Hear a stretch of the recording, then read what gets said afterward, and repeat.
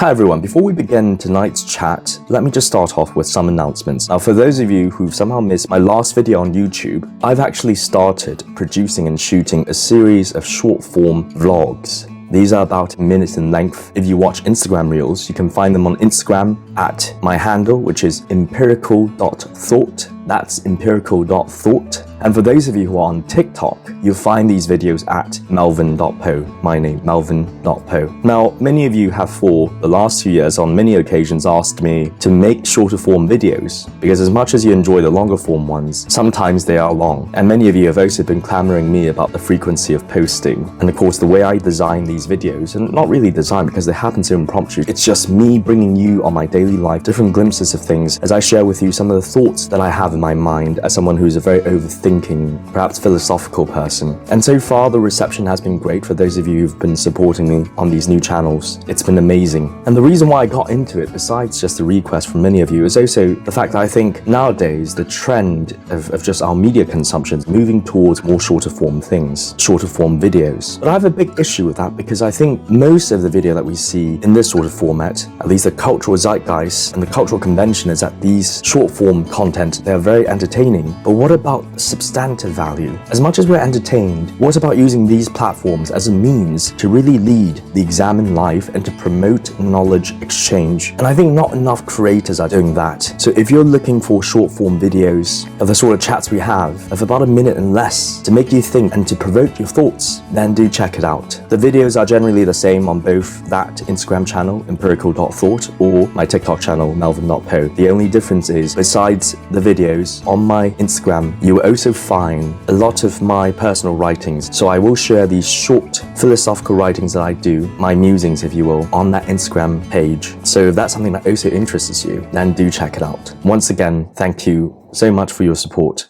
Now let's get right to it. So recently I was on a business trip and something very amazing happened. I actually ran into and met one of you, my YouTube subscribers, on this business trip. And I have to say at the outset, for those of you I've not met yet, I look forward to meeting you one day. Regardless, I'm so thankful for your support of this hobby of mine. But meeting this person was really interesting because when they met me and as we sat down, at first they were slightly intimidated in meeting me, despite the fact that the subscriber told me that they watch my video very regularly. So on the one hand, the subscriber feels a connection to me because we have chatted about so many things. Yet on the other hand, now actually meeting me, they're quite surprised because I'm very different in person. In fact, a subscriber said, "I didn't expect you to be so friendly," which is funny because I always thought I was a friendly person, but they said, "I didn't expect you to be so fun and so friendly to talk to." And to be honest, I don't know if that is a compliment because I suppose the negative component, the omission of that is I am not. And that got me thinking about our online personas and our online identities. See, for those of you out there, and generally thousands of you who generally watch my video, you've never met me. But how I am like online is different from how I am like in person. And there's nothing too special about that because nowadays, of course, with the internet culture, in this current digital age that we live in,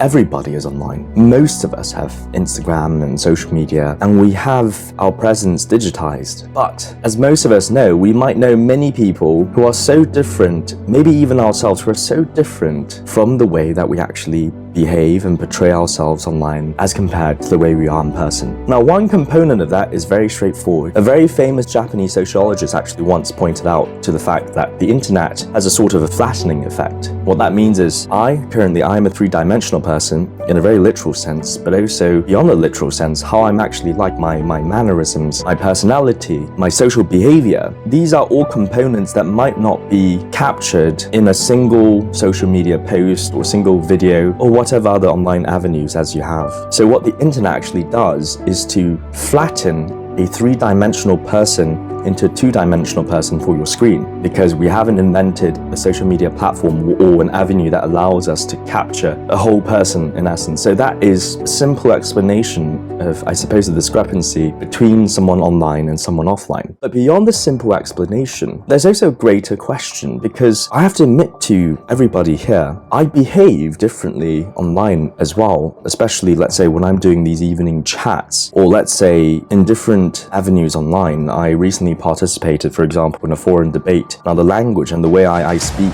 is very different than how I would perhaps in real life. So I guess the bigger question is, are we actually faking ourselves online, especially when there's a discrepancy between our behavior online and offline? I guess the great question that is increasingly being asked is whether our online personas are fake compared to our offline identities, especially if they're different. And this is such a good question, actually, because many of us might feel that way. Many of us, as we engage in digitizing ourselves, we may find that behavior online may be very, very different. Does that mean that we are fake because it might be different from how we act, let's say, in person with a friend of ours? And of course, I've also heard people tell me that, oh, they know a certain influencer, that person is so different in real life compared to online, oh, they're so fake. We hear this being thrown around a lot, the internet being fake. But the truth actually runs much deeper than that. And the starting point of the truth is actually this person called Erving Goffman. Erving Goffman is regarded as being one of the most influential American sociologists of the 20th century. Now, he published a book called The Presentation of Self in Everyday Life. Now, this is a very good book that I suggest everybody reads, but I think just to summarize it for you, in the book, one of the core ideas is him analogizing our identities to theater. Now, maybe many of you have actually seen theater,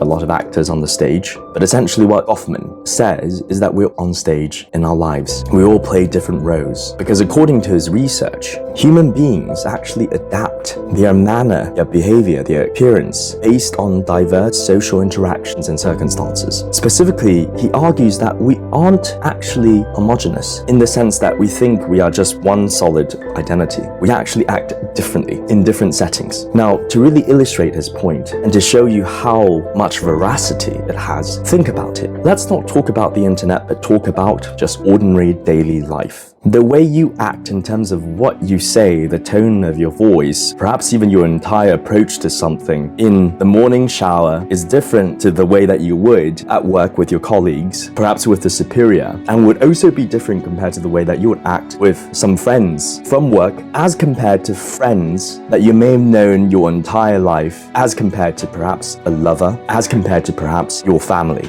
In fact, it's so starkly different that even the way you think in those different circumstances are different. Take a moment to really think about that. And then think about moments of you being alone, the way you would act, think, behave, and hold yourself, whether it is when you're entertaining yourselves, perhaps watching TV, or at the gym, exercising, or doing work, getting your head down, or doing something that you're not comfortable with, and even the familiarity of the situation, from comfortable situations to new situations, you will always act differently. And by extension, we see the same things online. Although Goffman wrote about this in 1959, we see very much the same things applying to our internet behavior. It's really funny how people like to too simplistically create a duality between, the difference between offline and online. And this is actually quite a fallacious duality, because the truth is, it doesn't matter whether it's offline or online. We act differently in all sorts of circumstances. But even when it comes to online alone, it's so multifaceted. The way we would behave in terms of digitally behave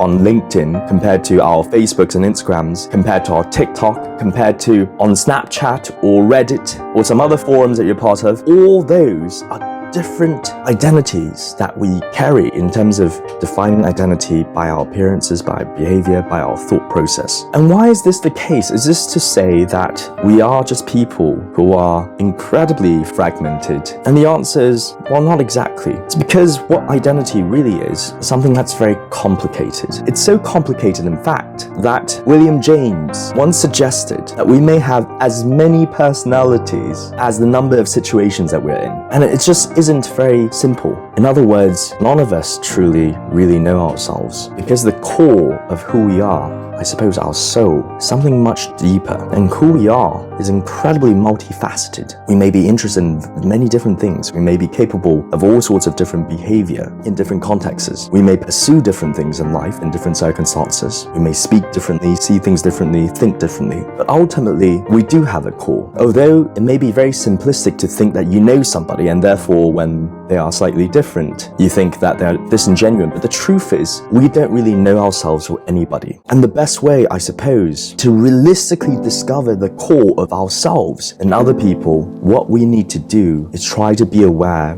of all these different multifaceted behaviors, because what they are essentially slivers of our core. These different personalities, beliefs, thoughts, behaviors, actions that we naturally do, although they themselves do not necessarily represent who we are, they do provide hints all together to help us paint a more holistic picture of who we really are. And this is an incredibly powerful thought, because sometimes we write ourselves off too easily. We commit to the hint of our identities, and then we're restricted by merely the sliver, the hint of our identities, rather than a process of self-discovery of who we actually are. In the same sense, when we meet people, rather than conclusively, perhaps blindingly typify people, we may gain true connection by holistically understanding, by holistically experiencing the multitude and the multifaceted experience of getting to know somebody and seeing their different sides, which is really the beauty of human relationships and connection. Because after all, as much as the internet culture would have you believe that I am this flattened person, we are actually multi-dimensional creatures of incredible depth to be appreciated from every angle.